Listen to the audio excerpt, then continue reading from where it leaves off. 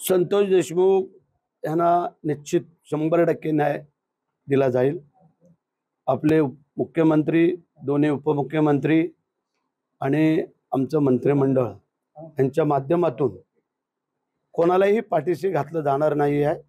हा मुख्यमंत्र्यांनी भर सभेमध्ये म्हणजे विधानसभेमध्ये दिलेला शब्द आहे आणि मला असं वाटतंय की देवेंद्रजींनी दिलेला शब्द पूर्ण करतील आणि संतोष देशमुखला न्याय दिला जाईल। भुजबळांच्या प्रश्नाकडे येतो।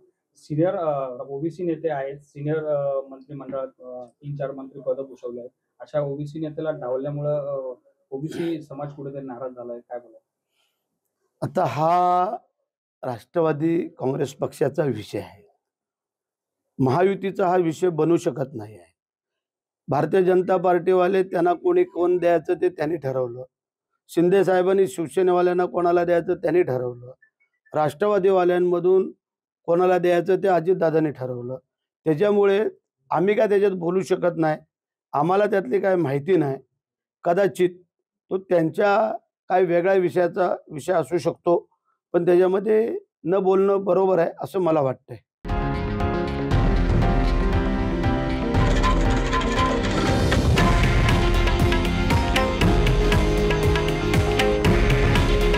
हे आहे देशातील नंबर 1 न्यूज नेटवर्क आणि आपण पाहत आहात TV9 मराठी। काळजी तुमची, हित महाराष्ट्राचं।